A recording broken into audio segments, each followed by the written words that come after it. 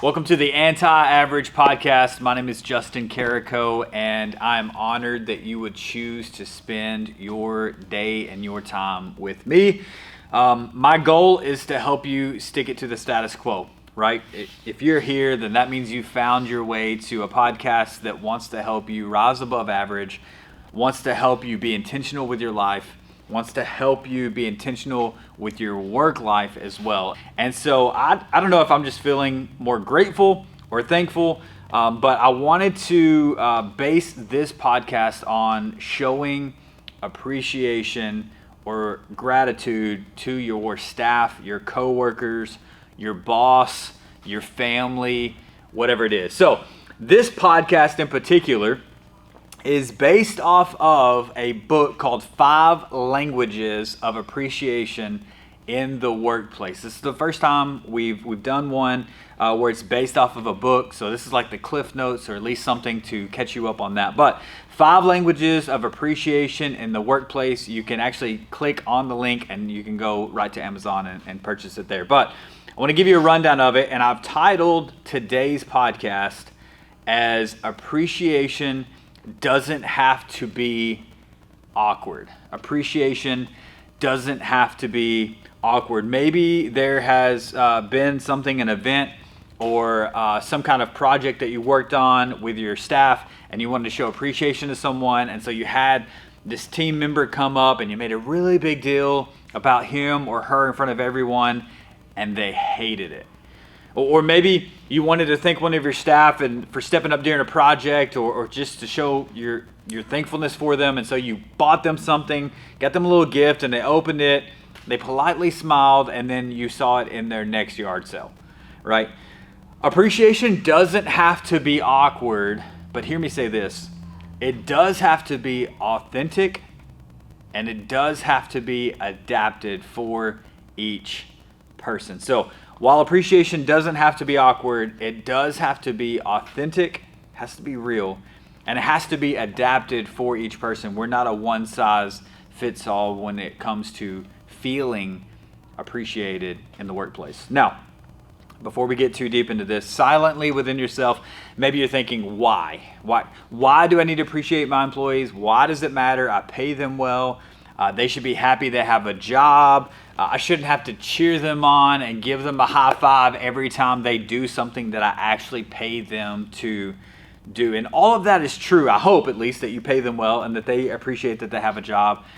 But the research shows that appreciation is a great investment. In fact, appreciation directly impacts employee engagement. Better employee engagement leads to a decrease in turnover. It was about 12%. Did you know that actually 12% of employees leave where they currently are working for more money? Only 12%. So no matter what your employees are telling you when they choose a different organization or a different company to go work for, only 12% of them are leaving for more money or better money. Most of them are leaving because they don't feel valued, they don't feel appreciated, they don't feel like they belong to the company or the organization that they work at. Also, employee engagement decreases absences. They're less absent when they are engaged in it. You have less turnover, which leads to an increase in productivity, and all of this leads to an increase in the bottom line, actually proving 22% more profitable for each organization when employees are fully engaged in the organization. But outside of that, I want you to think about this. Not only does it directly affect your staff, but it affects your customer or your client. The way you treat your staff is the way they treat the customer. Hear me say that again because it's crucial.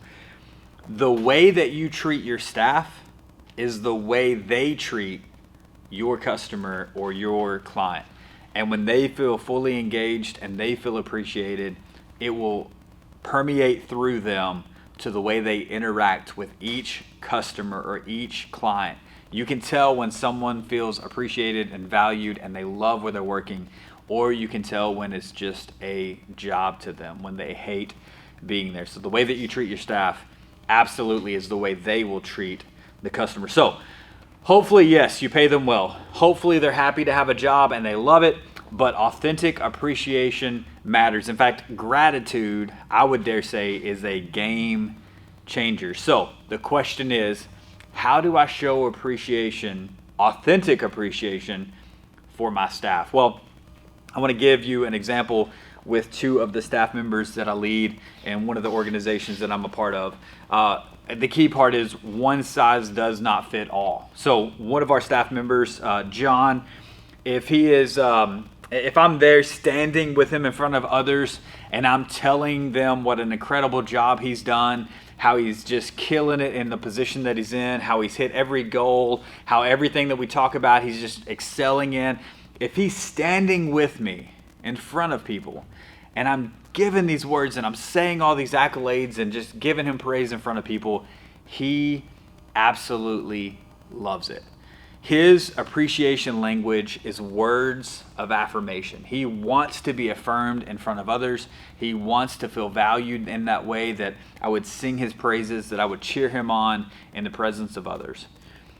The opposite is true for another one of my staff members. Her name is Melissa. For her, if I was to bring her up and stand her beside me and say all the great things that she does in her organization, she would be embarrassed and she would want to crawl into a hole.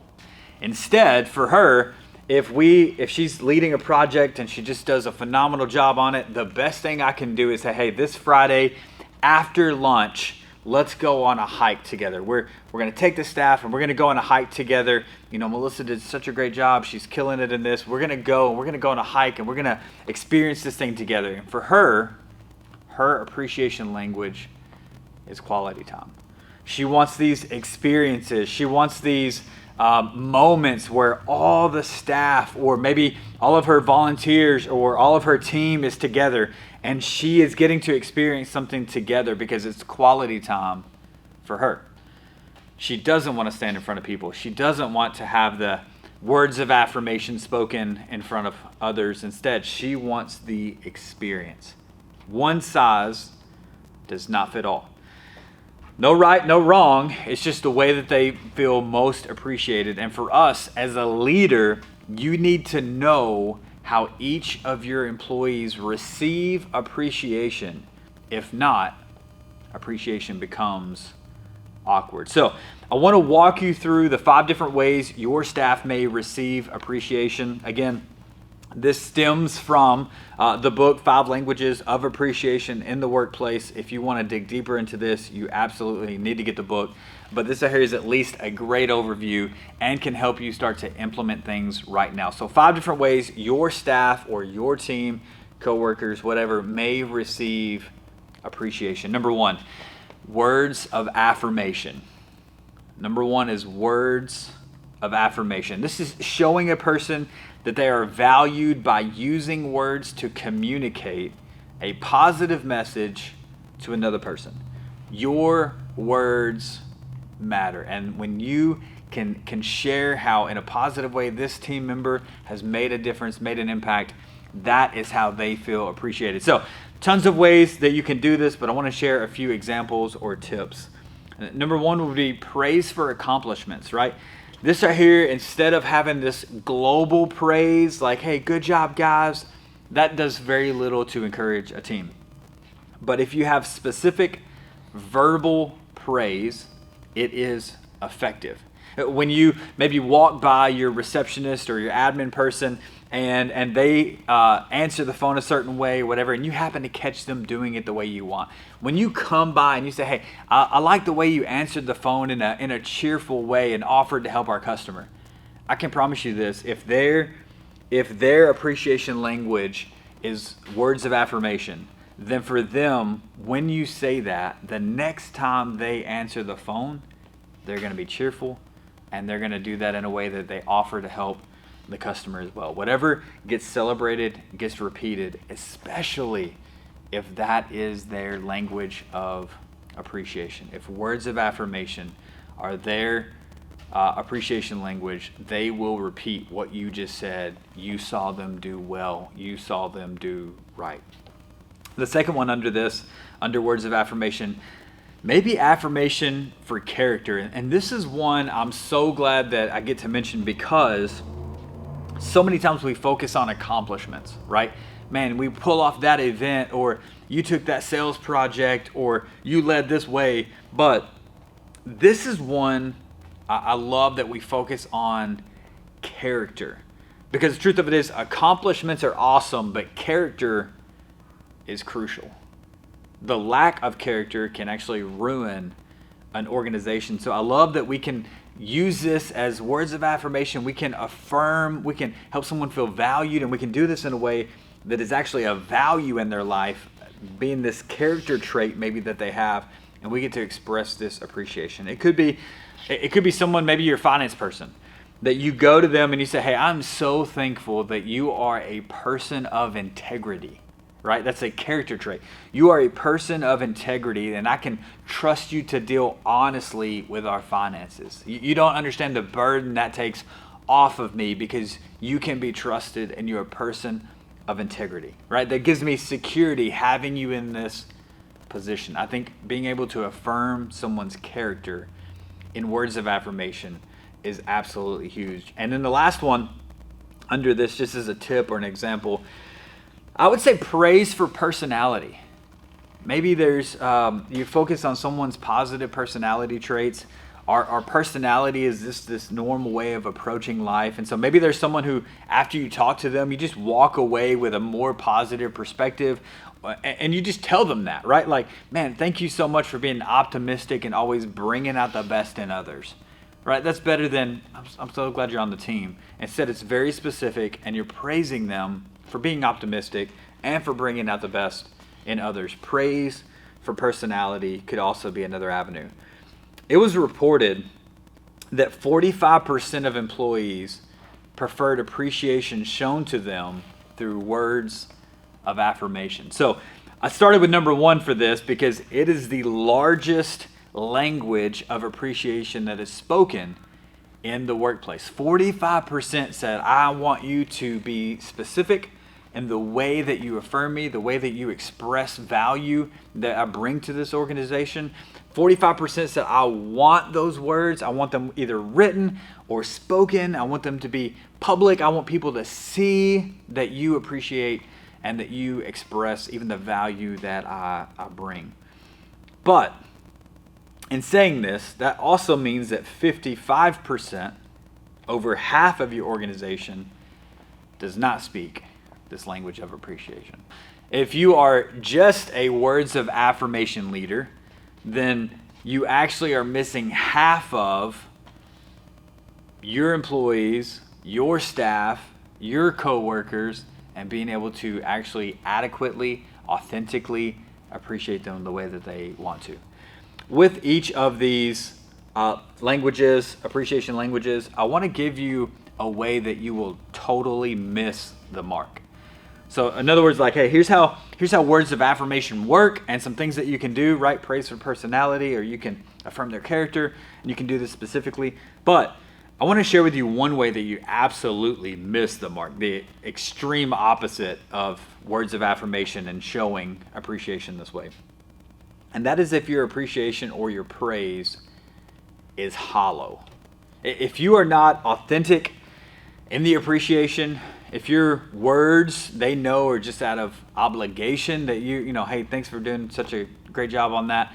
If they just feel obligatory or necessary, then the person who's trying to receive words of affirmation or wants those words of affirmation, then your praise actually feels hollow to them. It was said, if you are not able to sincerely express affirmation to your colleague at this time, then silence is preferred. It's a bold statement to be able to say, hey, if you can't do it authentically and you can't do it correctly, then just don't say anything at all. They would rather you not give hollow praise because it just turns them against the organization or maybe you as a leader. Number two, the quality time appreciation language. Number two is quality time. This is showing a person that they're valued by giving them the most precious resource you have, and that is your time. It's not just about proximity, it's about personal attention. Now, here's the thing with quality time, because you may be sitting here saying, listen, I don't have time to give someone time. I'm overwhelmed, I'm overworked, I'm stressed out, I got so many things happening. Listen, it doesn't have to be for long periods of time. You actually don't have to sit down and block out a whole hour. A little bit of quality time goes a long way. So I'm going to give you some examples or some tips with that. The first one with quality time is make sure it's focused attention. Make sure it's focused attention. Put the phone down. Don't attempt to multitask. Just listen. If you walk into your coworker's office or one of your staff members' office and you want to just say, hey, how are things going? I want to encourage you, leave your cell phone in your office. Make sure you're not distracted with it. It has to be focused attention. Just walk in and say, hey, how are things going? Hey, how did this last week go? Hey, how do you feel about whatever it is? And then give them your focused attention. That speaks of quality time and that you care and appreciate that staff member, that team member, or that coworker. Number two, second under quality time would be quality conversation. This could be them sharing goals or desires for the future, whether it's your organization, maybe it's even personal things that they just want to share, things that are going on in their life. I think it could be crucial. I thought about this as an example. I think if your organization goes through a large change and maybe you know they don't agree with it, I think it's crucial that if this person, this employee, this staff member speaks the appreciation language of quality time, that you would go to them and that you would express like, hey, I know you maybe didn't agree with this. You didn't love the decision that was made. But I think if you go there and you hear them out, maybe you won't lose them as an employee, right? Maybe they don't agree with it, but if you listen to them, if you give them this chance, this quality time together to at least express how they felt about it, then I would dare bet that you would not lose them as an employee because you listened to them and they felt respected and appreciated because of that quality time. Third one under quality time would be shared experiences. I kind of mentioned that earlier, going for a hike or something like that. They want to do things as a team. Maybe it's grabbing lunch together. Maybe it's going to conferences together or having a bowling night, whatever it is. These people want to just be together. They want to have these shared experiences, which actually would also work if they are working on a team, right? Teamwork on a task. When a team can accomplish something together, they feel appreciated. They feel valued. They feel loved even more to be a part of that team. Now, with quality time, you would miss the mark if the time is out of obligation, right? Constantly checking your watch, letting them know I have other things that I need to be doing. There are more important things than you or me sitting here talking to you. Or if they feel like you're only there out of obligation or resentfully, like I gotta be here to do this, right? If you're giving off the vibe that you have more important things to do, then the quality time is out the window. They feel like, oh, he just came here because he felt like he had to. And so quality time is already discounted. So you will miss the mark if your time is out of obligation. Number 3, language of appreciation. Number 3 is acts of service. Acts of service. That's showing a person they are valued by doing these activities or tasks that make their life more enjoyable for the other person. So you're doing these activities or tasks, helping them to make their life more enjoyable for them. And these are the people who say, don't tell me you care, show me, right?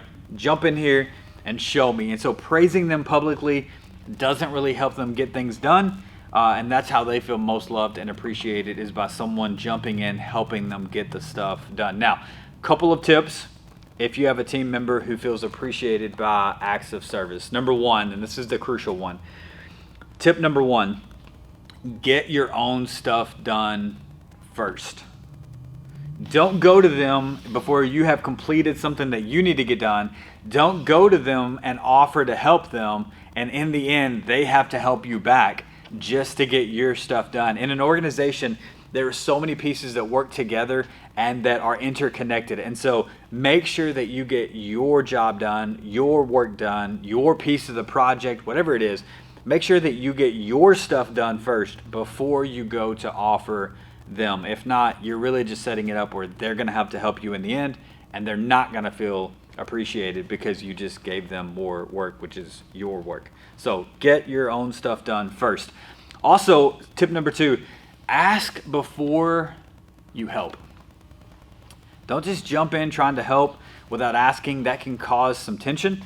They may then perceive that as, you don't think I can get my job done. So make sure you ask them, and not only that, but ask them twice. That's a crucial piece of this. So many times when you ask someone, hey, do you need help? They'll say no immediately. But if you were to word it, listen, I've got 30 extra minutes for lunch. How can I help you? Then they may very much say, hey, yes, can you help me do this? And so when they say no the first time, then circle back around and be specific with your time frame. No, listen, I've got extra 30 minutes. Let me help out. And most likely, the second time you ask, they will say yes and give you something to do. The third tip with asking them about this is do it their way. So if you're going to have the acts of service and you're going to help them out, not only do you need to get your own stuff done, not only do you need to ask before you help, but you need to do it their way. It is not the right time for you to show them how it's an easier way to do this, or for you to change a system or a process, or for you to say, well, here's what you could do that would make it better. This is not that time to do that. You make sure that you do it their way. And the best way to do this, the best question you can ask is, how would you like me to do this? If you say, hey, I got 30 minutes before lunch, I can help out. How would you like for me to do this, right? They may have a certain filing system. They may have a certain process for the project. Whatever it is, ask them that question. How would you like me to do this? And whether it is time efficient or not, do it their way. Which leads to number 4, check your attitude. If you'd rather be doing anything else than helping them, then do not offer to help, because I would rather do something by myself than with someone who is grumpy because they are having to help me, right? We pick up on it if you feel like you're doing this out of obligation, or if you're not happy about doing this. So check your attitude before you even ask the question, can I help? Lastly, number 5, if you are going to show this appreciation through acts of service and you're going to help them with something, this last one is crucial just as equally as the first one. Complete what you start. If you're going to say, hey, listen, I'm willing to help out, you can't get a few minutes into this project, get a phone call, and leave and go do something else, because they don't know where you are in the process. They don't know how you started to do this. They ended up having more work because you started, but you didn't finish it. So if you are going to help someone else, if the acts of service is their appreciation language, and you got 30 minutes, say that up front. I got 30 minutes of my lunch that is free. How can I help you? In other words, what can I do in this 30 minutes? Because I don't want to start something that I can't finish. It only leads to more work. So I'm going to read those 5 real quick again as we're talking about acts of service. Get your own stuff done first. Ask before you help. Do it their way. Check your attitude, and complete what you start. Now, you're going to miss the mark in acts of service if you assume you know what help is needed. You may come to them because you know they have a big project that they're working on, something maybe very specific, and you may come to them and say, hey, I want to help you with this, but actually you may miss the mark. They may say, what I really need you to do is if you would file those papers over there on my desk, because this everyday task is falling behind because I am working on this project. I don't need your help on this project. There's no way you can jump in and you can help with this. But if you could return my phone calls, my voicemails, or if you could file some papers over here, maybe an everyday task is something that's falling through the cracks that they would do, and it's stressing them out because they know when they finish this project, they still have all that piling up. So don't assume you know where the help is needed. Ask them, because it could be something else they're stressed over that they know is just falling through the cracks. Appreciation language number 4 is tangible gifts. Pretty self-explanatory. Tangible gifts, showing a person they're valued. Here's the key part in this. By intentionally giving thoughtful gifts that demonstrate time and effort were put into the selection process. So it's not just saying, hey, here's something for you. Instead, it's saying, here's something that you came to my mind because of this, and I intentionally chose this gift to give you, and here's why. The key to this appreciation language is how intentional you are with it. 2 tips under this one. That's it. First tip is make sure receiving gifts is their appreciation language. If not, you are wasting your time and money and could end up causing the team member to question if you know them at all. Right? You may say, hey, I know you've been here 5 years and we just want to give you a token of our appreciation. And it may be this little bitty clock that sits on their desk when really they don't even want a clock on their desk, and they never replace the battery after it runs out the first time. You're wasting your time and you're wasting your money, and you're really actually causing tension because they're saying you don't even know me at all. What I would have rather had is a Friday off. What I would rather have would be a bonus. What I would rather have is whatever. And so make sure that receiving gifts is their language. I'll never forget, I'll share this story. It's embarrassing, but I'm still going to share it. It reminds me of when I was younger. One year, I want to say I was like 9 or 10 years old. And I remember getting this Christmas gift from my mom. It was a Tina Turner cassette. And I remember opening this gift and I was like, Mom, you gave me the wrong gift. It's like, this has got to be for my sister, right? I'm Tina Turner. What is going on here? It's a cassette tape of Tina Turner. And she's like, oh, I know you love music. I love, listen, in that moment, I questioned if my mom knew me at all.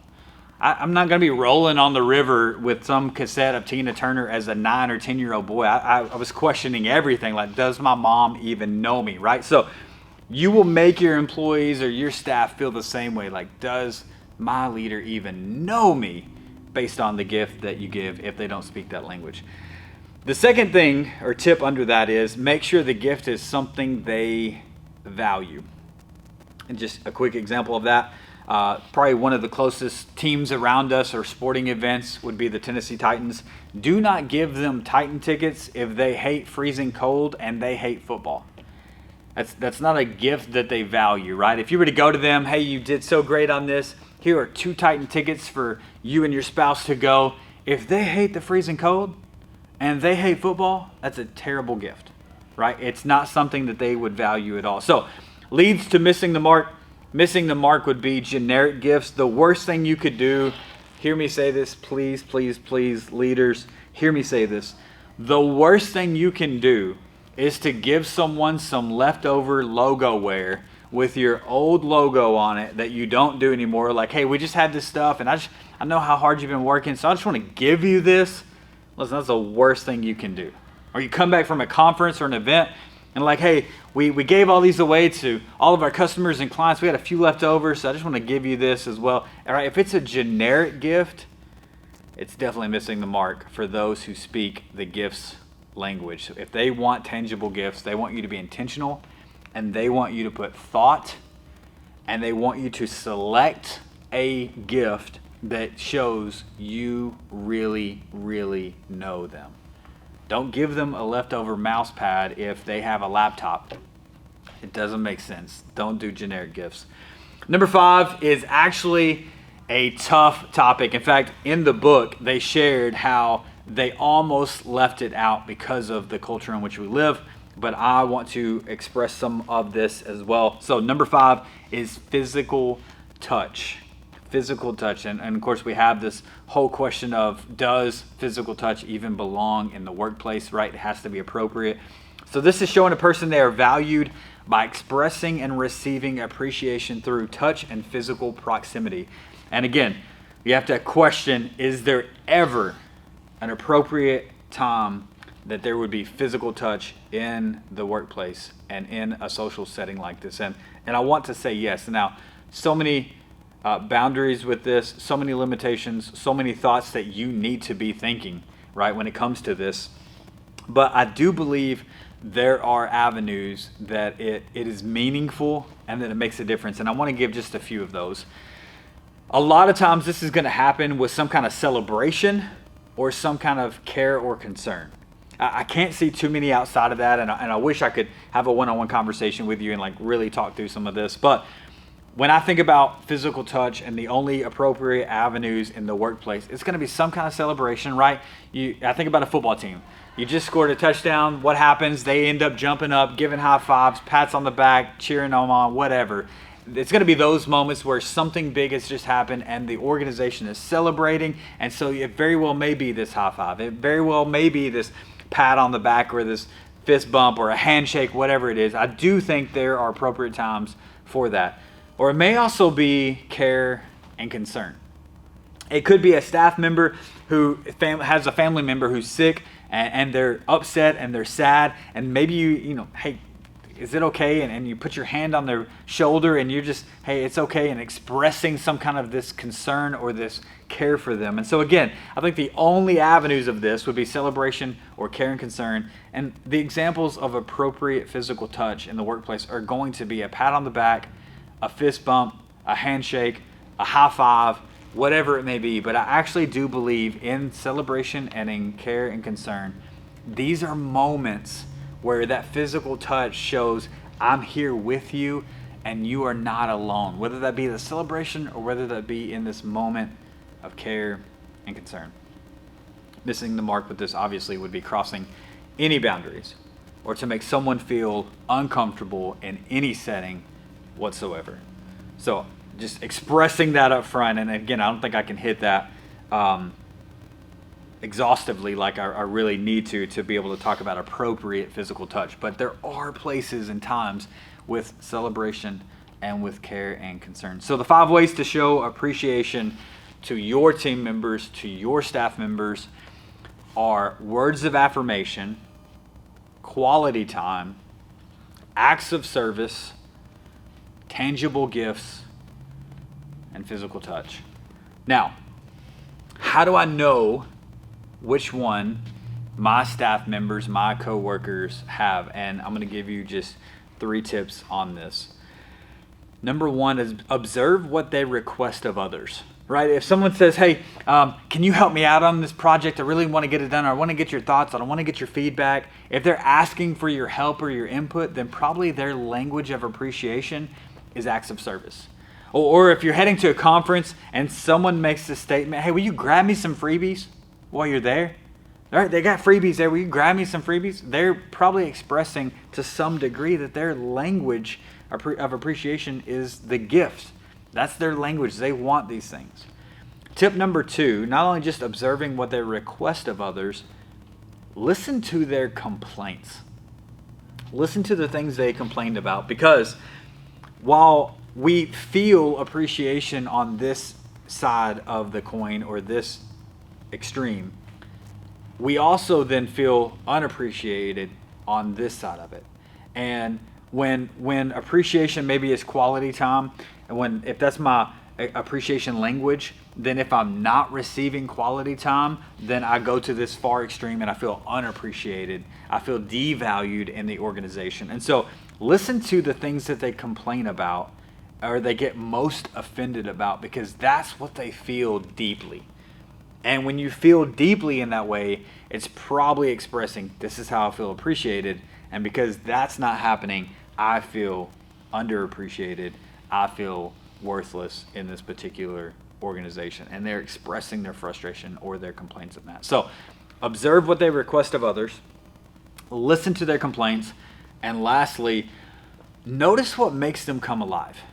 What puts a smile on their face? What lights them up, gives them energy? Is it the team being together? Then it's probably quality time. Is it a new tool or a new gadget? Then it's probably some kind of gift. Is it something that someone said? Then it's probably words of affirmation, right? What makes their face light up? What gives them this energy? Notice that what makes them come alive, that will give you at least a hint or a clue in what their appreciation language is. All of this to say, appreciation does not have to be awkward, but you'll miss the mark if it is not authentic and it is not adapted for each person. Listen, I hope this podcast was helpful to you. As you think through these 5 different languages of appreciation, I want to encourage you with 2 things. Number 1, notice the people around you, right? Try to figure out their appreciation language and then speak it. But then also, I want you to consider this. Of these 5, which one is yours? What is your appreciation language? What would you desire the most, or even maybe what frustrates you the most on this side of it? But what would you desire the most from those you lead or those you are led by? What appreciation language do you connect with of these 5? And do they know that? Do the people around you know, hey, it's not about gifts. Gifts don't really matter to me. It's when you encourage me. It's when you say these words. Or hey, it's when we work on a project together or we eat lunch together. Like, you don't know how crucial that lunch setting is for me, just to be able to eat and talk about life and enjoy that. So be aware of those around you. Try to figure out your coworkers or your staff, what appreciation language they have, but then also think about yourself.